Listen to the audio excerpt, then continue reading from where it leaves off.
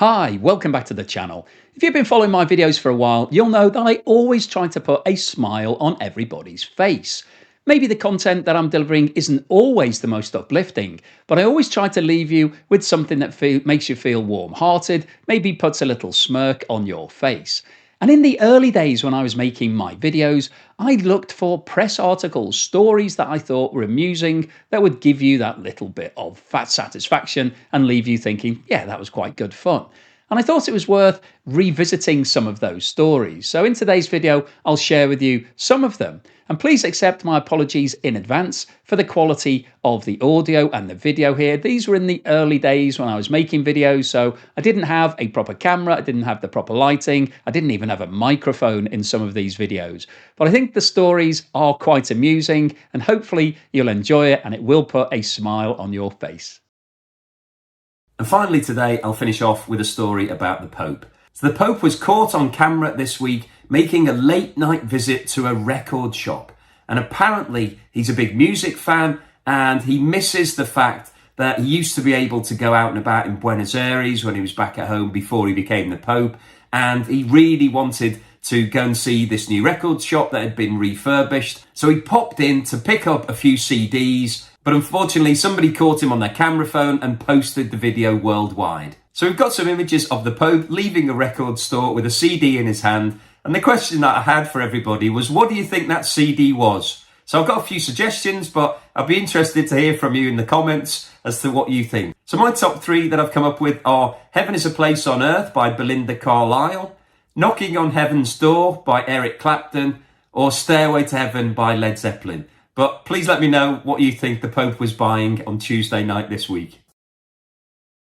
And finally today, BMW have announced that it is developing a colour changing car. So BMW have been using electronic ink technology that's normally used on digital tablets and readers, so things like a Kindle. And at the moment, they can only switch the colour between white and grey. So it's similar to the screen that you would see on a Kindle. But in the future, they're hoping to be able to develop this into the full spectrum of colours. And this would be a car that you could change the colour of on an app. So you'd have your app on your phone or a button in the car. And depending on your mood and what's happening and how you want to be seen by all the people, you could just change the colour of your car as you're driving down the road. So this is real space age technology, futuristic stuff, but I think is a really interesting development and would be welcomed. And the first manufacturer that can get this to market is going to have a real first mover advantage. Now, it wouldn't surprise me if Elon Musk is talking to BMW or his developers to try to beat these guys and get this onto one of the Tesla models, because he's usually first to market, and I'm sure he will have read this with interest if he's not already onto it himself. And finally today, I wanted to tell you about the chairman of the Swiss banking corporation Credit Suisse, a guy called Antonio Horta Osorio. Now, this gentleman was previously the chief executive of Lloyds Bank in the UK for 9 years, and very high profile individual, and earned a lot of money whilst he was in that role, over $75 million. And Credit Suisse has had some scandals and problems over the last few years, and it brought in Horta Osorio to try to sort them out.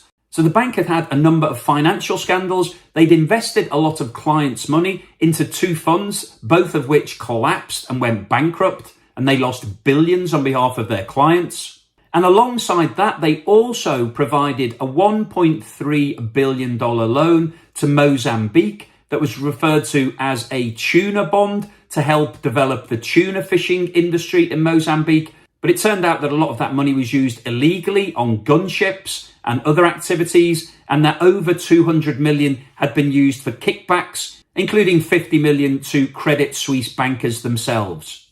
And in addition to all of that, the bank was also found guilty of spying on its own staff. A guy who was a former star wealth manager had decided to leave the bank to go to UBS, the other Swiss banking giant.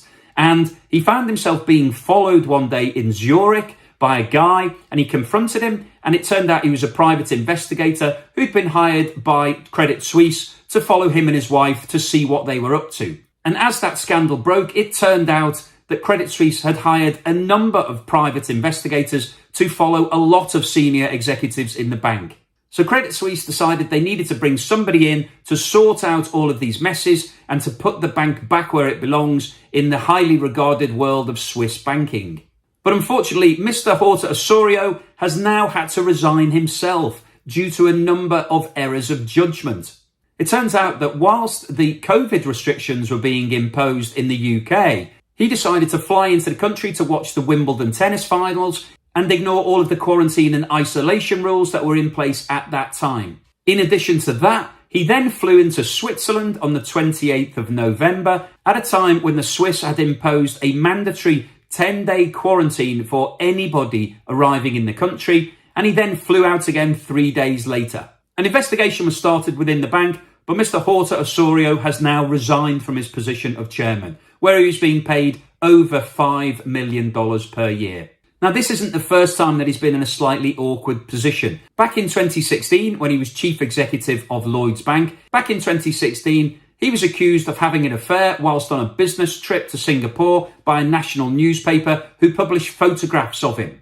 And in response to that, he sent an apology email to all 75,000 staff at Lloyds Bank, apologising for his actions. So this story's put a smile on my face for a couple of reasons. Firstly, there are some people in this world who have so much money and believe that they are so important that they can go over and above the law and do things that nobody else is allowed to do. And this story shows you that they can't get away with it, that actually you have to abide by the rules and nobody cares how much money you've got and what your title is. If you've broken the rules, you're going to have to pay the price for it. And secondly, once an idiot, always an idiot.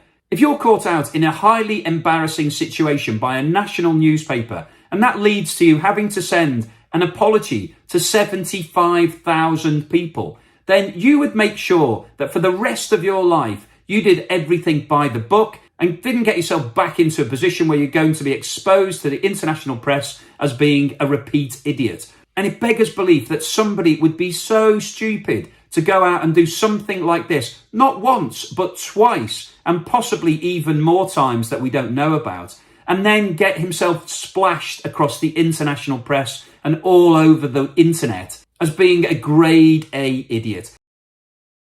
And finally today, I wanted to finish on a story that might put a smile on your face. There aren't many companies who have benefited from COVID and lockdowns and everything that's been going on in the world over the last couple of years.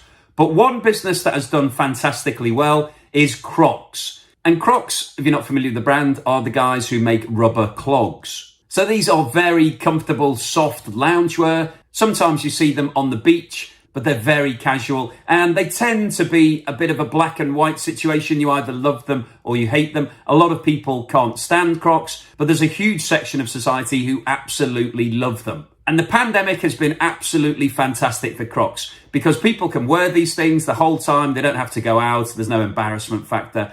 Sales rocketed 67% in 2021 and the share price has increased over 400% over the last 3 years, giving the company a valuation of over $7 billion. So this is absolutely massive. So love it or hate it, Crocs is a massive success story. And it's just announced recently that it's buying another business that's in the same space called Hey Dude for $2.5 billion. Now, if you don't know Hey Dude, they are also very comfortable shoes, but slightly more socially acceptable than Crocs. So it's nice to hear that somebody has done well from the pandemic and that these guys are continuing to grow. So it's not a stock that I'm following, but maybe it's one that you want to have a look at, put a smile on your face and possibly even invest into.